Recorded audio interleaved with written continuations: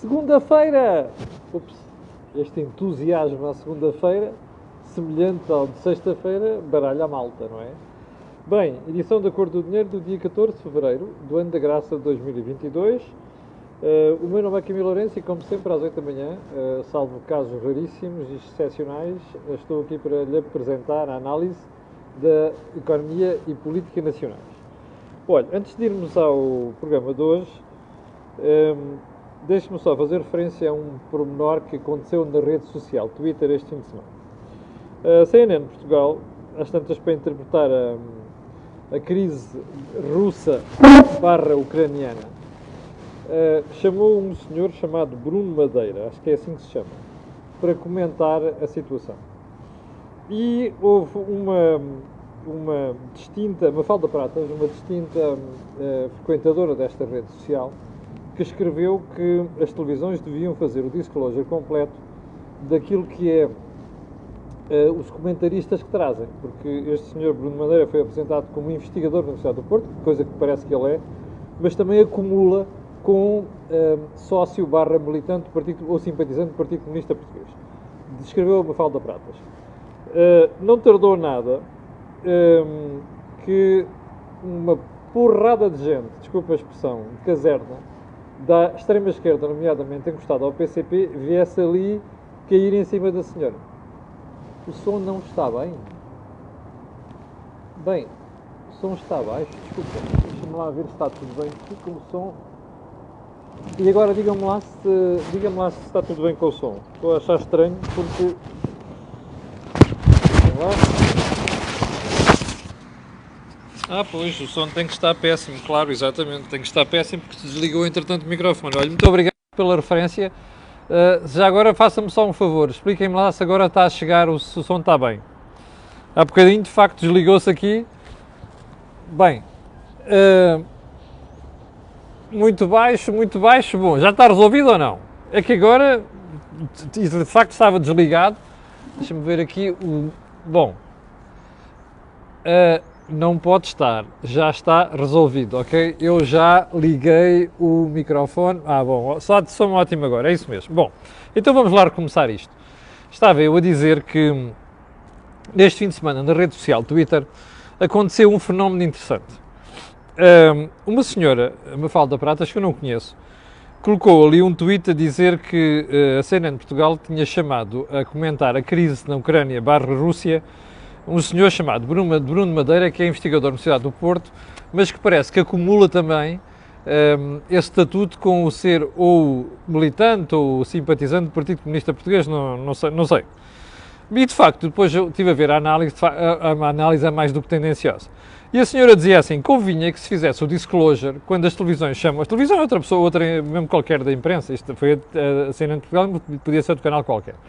Convinha que a imprensa, quando chama comentadores, faça o disclosure total do que é que esse comentador é. E desculpem lá, não é irrelevante saber se o Sr. Bruno Madeira, além de investigador, é ou não militante, ou sócio, ou outra coisa qualquer do Partido Comunista Português. Acho eu. E era bom que isto ficasse claro, porque a coisa mais importante na sociedade, do ponto de vista de informação, é o disclosure de informação. Não é? Que é para nós sabermos exatamente quais são os parâmetros com que estamos a trabalhar. Bom, mas como dizia eu há bocadinho, não tardou nada que a senhora começasse a ser insultada por tudo quanto é sítio de extrema-esquerda, nomeadamente gente ligada ao PCP. Isto não é tolerável, não é admissível. Ou há liberdade ou não há liberdade de informar. Há liberdade ou não há liberdade de pensamento. Isto que é uma coisa muito típica, é uma coisa que eu conheço aqui, normalmente os grandes filiados na extrema-esquerda gostam de vir para aqui insultar. A mim, como sabem, é coisa que me dá, que entra por um ouvido e sai por outro, não faz diferença. Mas, pelos vistos, para a Mafalda parece que faz e eu tenho pena. Acho que era muito importante, quando se diz estas coisas, manter as opiniões até ao fim. Então, antes de irmos ao programa de hoje, quero só lembrar que hoje vamos ter o dia D, às 9 da noite, e que amanhã teremos naturalmente o nosso think tank. E só mais um pormenor, lá está a questão do disclosure, este canal tem uma parceria com o Prozis, muito me orgulho aliás, eles não pedem para dizer isto e portanto o que é que isto significa? Quando você for ao site fazer compras, na saída escreve lá Camilo no cupom promocional e tem logo um desconto de 10%. Então vamos lá ao período de ordem do dia. A Caixa Geral de Depósitos divulgou na semana passada, a propósito da apresentação dos resultados, o valor do salário mínimo na Caixa. Então, o salário mínimo da Caixa é ponha-se lá a adivinhar aí. 705 euros, 805 euros, 905 euros, ainda não acabou. 1005 euros, 1105 euros, 1205 euros, 1305 euros, não! É 1359 euros. Eu confesso que estava a ler a notícia e quase caí de rabo ao chão, porque, de facto, o salário mínimo de 1350 euros é um grande salário. Houve alguém que quase acertou, escreveu em 1320. Não, é 1359. Sabe o que é que aconteceu? O sindicato empertigou-se todo. Mas empertigou-se todo, percebe? Porque veio dizer que aquilo era uma tentativa de condicionar os trabalhadores. É isso mesmo, Rui. 1359 euros. Está a ver? Condicionar. Desculpe lá. O sindicato não quer que se saiba que o salário mínimo da Caixa é 1359 euros. Quase o dobro daquilo que é o salário mínimo nacional. Deve ser para continuar a reivindicar benesses na Caixa, é isso? Ainda para mais é um banco do Estado. Olhe, parabéns à Caixa por ter divulgado este resultado. Convém pôr a malta no sítio. Bom, lembra-se da suspensão do alojamento local em Lisboa? Uma coisa muito querida da esquerda. Lembra-se? Um dia deste conto-lhe aqui uma história interessante, mas para já fica só isto. Na semana passada inaugurou-se mais um hotel de 5 estrelas em Lisboa. E parece que vem mais uma dezena deles. Eu continuo sem perceber isto. A Câmara Municipal de Lisboa, isto vem dos tempos do Medina, que era um tipo que era mais Medrina. O Medina era um Medrina, percebe? Tinha medo de tomar decisões. E quando tomava decisões era sempre no sentido populista. O Sr. Dr. Fernando Medina, na altura, suspendeu, aliás, fixou um prazo para o limite da aceitação do alojamento local em certas zonas de Lisboa. Mas eu continuo sem perceber porque é que continua a haver tanta abertura de hotéis. Se não há para uns, não devia haver para outros. Ou então a ideia é mesmo continuar a privilegiar a hotelaria em detrimento do alojamento local. Se calhar, o engenheiro Carlos Moedas e a equipa que lá está agora deviam começar a olhar para estes assuntos. Porque eu não me esqueço, e não é porque está lá alguém de direita que eu me vou calar a partir de agora, nesta matéria. Isto é inadmissível. Vamos ver onde é que as moedas vão parar. Ponto seguinte. Você tem mais de 30 anos, houve uma série de espectadores que pediram para comentar isto. Você tem mais de 30 anos e quer um crédito à habitação a 40 anos? Não pode. O Banco de Portugal decidiu que, a partir de abril, quem tem mais de 30 anos não pode ter um crédito de habitação a 40 anos. Eu não lhe vou dizer se está bem ou mal. Sabe porquê? Porque a explicação para isto é garantir que os bancos não ficam pendurados no futuro, porque, repare, o facto de se contrair um crédito acima dos 30 anos, a 40 anos dá mais de 70 anos, não toda a gente vai ver 70 anos. E depois o pior não é isto. É que o drama disto tudo é o problema das reformas. Porque como você sabe, quando você chega à idade da reforma, a sua quebra de rendimento já começa a ser pronunciada. E a maior parte desta malta que se vai reformar a partir desta altura, provavelmente vai ter 40% daquilo que é o salário, como pensão. Já viu, se a pessoa não pagou o crédito até lá, como é que vai honrar essa prestação? É difícil, não é? Portanto, o Banco de Portugal, que anda a ser apertadinho pelo BCE para apertar uma série de condições no crédito, e vem aí mais restrições, atenção, o BCE vai apertar os calos aos bancos ainda mais, que já tinha feito um aviso disto há 2 ou 3 anos, agora decidiu que a partir de abril isto é uma decisão para se levar em conta, ou seja, é obrigatório os bancos cumprirem isto. Eu acho bem, até porque a forma muito ligeira com que começa a soar a concessão de crédito em Portugal, sabendo o que vem aí, pode criar problemas para os bancos. Último ponto, não sei se ouviu a entrevista do Paulo Vieira, Country Manager da Palo Alto, que é uma empresa super especializada em cibersegurança, que deu aqui ao canal, acordou na sexta-feira. Se não ouviu, vá lá ver. Aliás, como você já percebeu, toda a gente já sabe o que é que aconteceu na Vodafone. E toda a gente já sabe como é que os hackers entraram na Vodafone, certo? Se não entraram é só pesquisar. Aliás, a informação já circula por tudo quanto é sítio.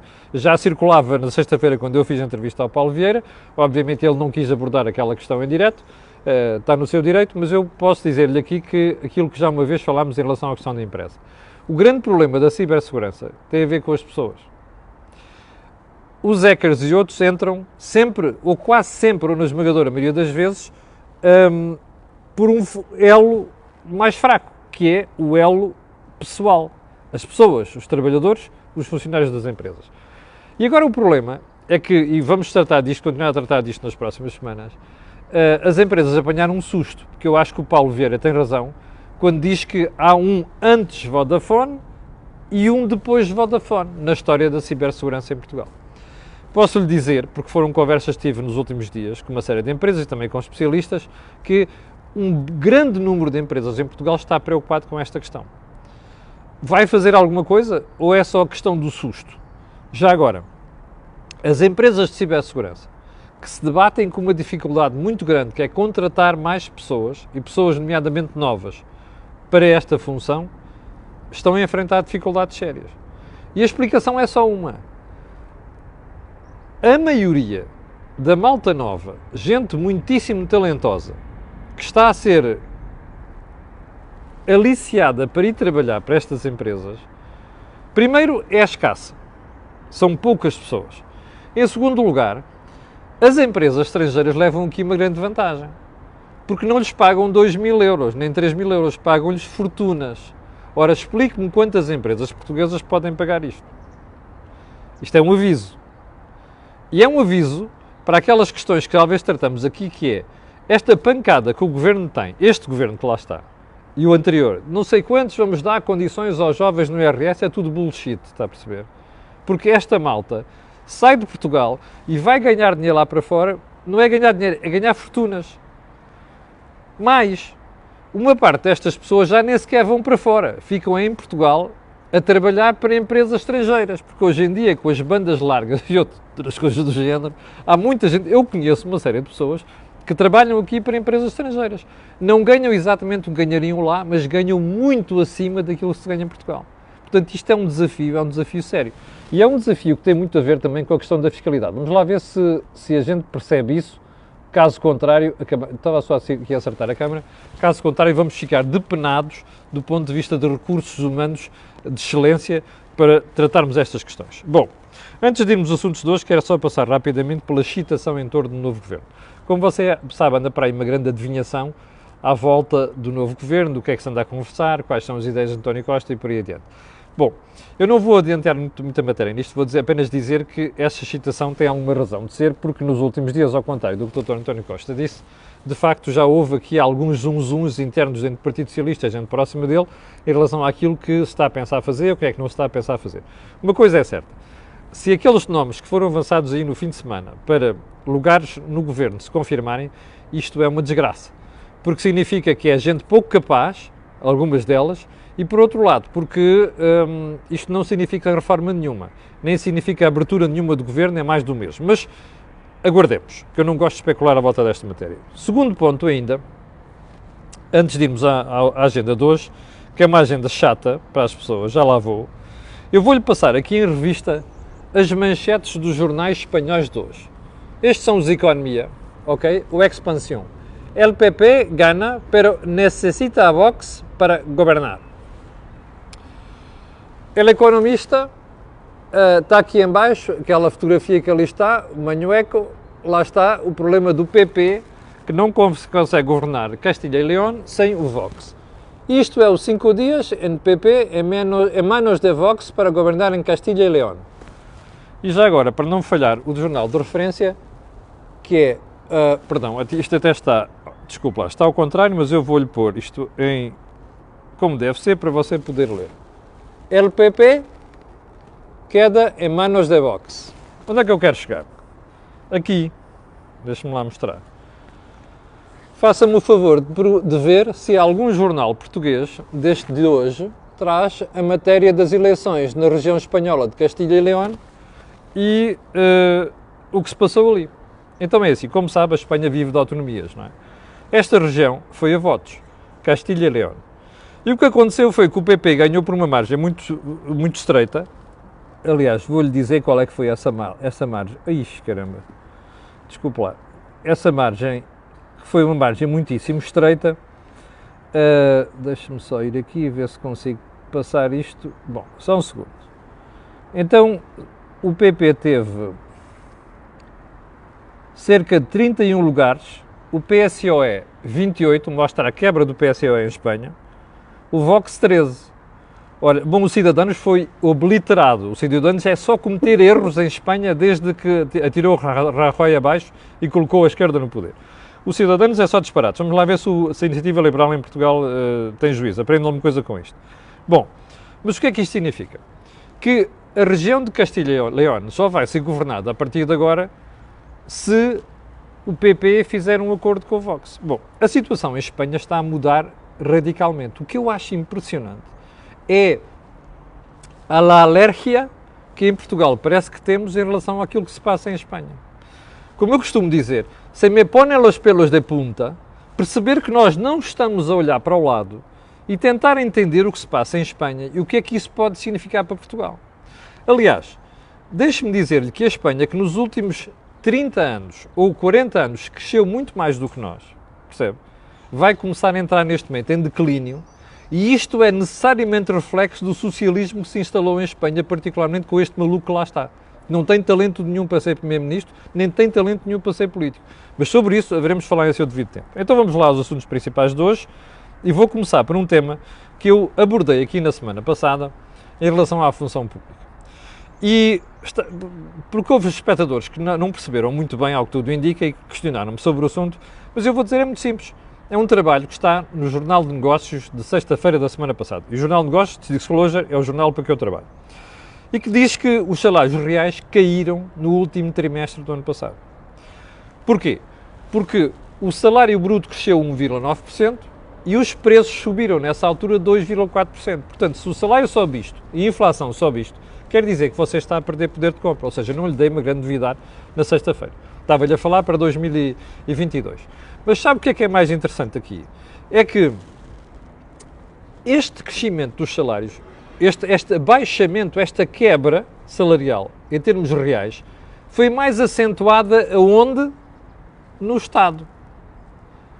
Eu acho espantoso como é que realmente isto só mostra o conservadorismo, envelhecimento e mostra o estado em que o país está dependente de certos tipos de classes, nomeadamente trabalhadores da função pública. Porque estes senhores são os mais afetados, curiosamente, foram aqueles que deram a maioria absoluta ao Partido Socialista. Isto mostra como é que a sociedade portuguesa está completamente entalada, que é assim, sabe que está a cavar um fosso, não é? Que é ficar mais pobre, sabe que está a deslizar para a cauda da União Europeia, mas desde que, do ponto de vista nominal, não lhe cortem os salários, está tudo bem, está a perceber? E, portanto, a malta diz assim, nós precisamos fazer reformas para sair deste buraco onde nós estamos, e a malta diz, não, eu não quero sair de onde eu estou, porque, pá, remediado, pronto, eu prefiro ser remediado em vez de ser rico. É este o estado de espírito que nós temos em Portugal neste momento. Bom, segundo ponto. No fim de semana tivemos o epílogo daquilo que foi uma atrapalhada sem nome, inqualificável, que foi a anulação dos votos dos emigrantes do círculo fora de Portugal, nomeadamente na Europa. E então foram só mais de 100 mil votos. Ao que tudo indica, 80% dos votos foram para o galheiro. A explicação para isto tem a ver com o facto de ter aparecido votos sem o respectivo acompanhamento do cartão de cidadão. Como você sabe, desde que em Portugal se inventou aquela pancada excessiva, extrema, ultra, não sei das quantas do RGPD, toda a malta começou a ter uma miúfa grande de pedir a fotocópia do cartão de cidadão. O que é que aconteceu? Nas embaixadas e nos sítios onde se votou, houve gente que votou sem entregar a cópia do cartão de cidadão. Bom, quando os votos estavam a ser contados, houve gente que misturou aqueles votos com outros votos normais. Ora bem, ficou-se sem saber, numa série de urnas, o que é que se passava. Pô, isto é deplorável, percebe? O que aconteceu é inacreditável. Qual é o controle que nós vamos ter sobre os votos? Controle do ponto de vista de saber se aquele cidadão realmente existia. Ou já agora, quem é que pôs aquele voto ali? Foi o cidadão ou foi outra pessoa qualquer? E o que eu achei espantoso desde quinta-feira, foi ouvir deputados como o Paulo Pisco, que eu conheço há mais de 30 anos, mas de facto de vez em quando diz coisas disparatadas, como, eu não quero acreditar que o PSD, pelo menos no início, disse que sim e agora diz que não. Valha-me Deus! Então espera aí, se a lei diz uma coisa, os partidos podem entre si acordar sem uma lei alterar o sentido dessa mesma lei? O mesmo se diga para a atrapalhada e para a pouca vergonha que foi o comunicado da Sra. Francisca Van Dunen, que é Ministra da Justiça e da Administração Interna ao mesmo tempo, uma coisa inacreditável, que vem dizer, vem atirar-se ao ar por causa do que aconteceu. Então espera aí, a Ministra Van Dunen era do Ministério Público. O Ministério Público, como nós sabemos, é o advogado do Estado. A senhora vem dizer que aqueles votos não deviam ser anulados. Mas espera aí, a lei é para se cumprir ou não? Primeiro ponto. Segundo ponto, a senhora Van Dunen devia esfregar um pano encharcado na cara. Então ela era e é Ministra da Justiça. E durante estes anos todos não se preocupou em mudar a lei? Eu ontem achei espantoso ouvir na televisão, na CNN de Portugal, um debate em que, por exemplo, a Anabela Neves, jornalista, dizia não, mas espera aí, que a Assembleia da República teve serviços mínimos durante muito tempo. Espera aí, e no tempo em que não teve serviços mínimos, não legislou? Mas isto é desculpa que se dê? Não pode ser. Os deputados portaram-se lamentavelmente. A Ministra da Justiça não teve o cuidado de fazer esta proposta à Assembleia da República. Mas, quantas vezes se falou aqui na Cor do Dinheiro, noutros sítios, graças a Deus, da necessidade de mudar a lei, nomeadamente estado de emergência. Estes senhores andaram a dormir. E agora, que se quis pôr um bocadinho de legalidade naquele processo, vêm questionar isto. Isto é chato para os imigrantes. É óbvio que é chato. Ainda para mais, houve um aumento de 100 mil pessoas a votarem, pessoas que não votavam normalmente. Ora, isto só mostra que nós temos uma população e os votantes, eleitores, que não têm, do ponto de vista de exigência, o correspondente cá em cima na classe política. Portanto, se não querem situações destas, mudem a lei. Não podem pôr os partidos a fazerem ranjinhos por baixo da mesa para depois dizer assim, olha, afinal, não respeitámos o voto dos imigrantes. Vão bugiar. A lei é para se cumprir. Ponto seguinte. A Justiça, lembra-se que eu andei aqui a dizer durante várias semanas que a Justiça andava com muitas bolas no ar. Aliás, a expressão não é minha, é de um dos espectadores, muito feliz. Aliás, isto é assim, você está a ver aqueles maravilhistas de rua que agora proliferam aqui na zona dos semáforos. Então é assim, 4 pinos no ar, não é? 4 pinos no ar nós temos 2 mãos. 2 têm que estar no ar, 2 têm que estar a aterrar nas mãos. É fácil. Quando você aumenta para 6 pinos no ar, isto começa a ficar mais difícil. E quando você tira 8 pinos no ar, isto é um sarilho. Alguma coisa vai parar ao chão. Assim está a Justiça portuguesa. Bom, então vamos lá começar a recapitular. Houve 2 exemplos nos últimos meses que mostraram o estado lamentável em que se encontra esta tentativa do Ministério Público da Justiça de fazer justiça, às vezes por caminhos ímpios. Bem, no caso de Tancos, houve a absolvição. No caso do Rui Moreira, houve a absolvição.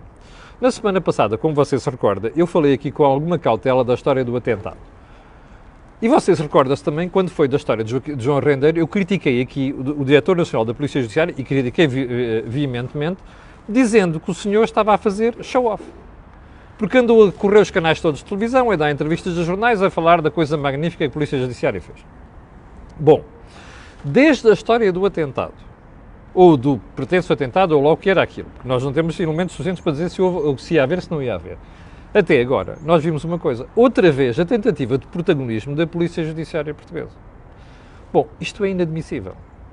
Isto é inaceitável. Ainda para mais, o Dr. Luís Neves, quando foi do episódio de João Rendeiro, na véspera tinha andado nas televisões a dizer assim, não, a Polícia Judiciária não volta a ter problemas, não vai ter problemas de meios financeiros para exercer a sua função. Ora bem, o Ministério Público diz exatamente o contrário. E mais, há gente dentro da Polícia Judiciária que diz exatamente o contrário do que diz o Diretor Nacional da Polícia Judiciária. Portanto, o que isto cheira, esta forma como as coisas estão a ser feitas, é show-off. E eu costumo dizer, quando a Justiça, estes 2 órgãos, Ministério Público e Polícia Judiciária, quando se começam a pôr em bicos de pés e a querer protagonizar ou a dizer assim, eu sou muito bom, alguma coisa vai correr mal. E eu suspeito que alguma coisa vai correr mal. E já agora, eu tenho muito respeito por uma opinião que ouvi este fim de semana da doutora Cândida Almeida. A doutora Cândida Almeida foi a pessoa que em Portugal pegou pelos cornos da FP25. Ela sabe o que está a falar. E eu acho que era bom ouvir a doutora Cândida Almeida quando ela disse que coisas como aquelas que não se concretizam, se calhar não deviam ser divulgadas com a pompa e circunstância com que foram. E a gente, nos próximos tempos, ainda vai voltar a falar disto. Bom, estamos a aproximar do final do programa, Eu só queria que você meditasse em duas coisas. Lembra-se de tudo o que andamos aqui a dizer há meses sobre a história da inflação e o comportamento da Barbie que está sentada em Frankfurt no BCE, também conhecida por Christine Lagarde. Na sexta-feira dei-lhe aqui conta das declarações do Sr. Joachim Nagel, que toda a esquerda pensava que era um tipo, uma pombinha, não é? Que é para o BCE, e que afinal veio dizer, não senhor, a inflação está muito elevada, nós temos que começar a subir juros. Este fim de semana, ou na sexta-feira, apareceu mais uma pessoa, chamado Klaas Knot, que é o governador central do Banco, aliás, o governador do Banco Central da Holanda.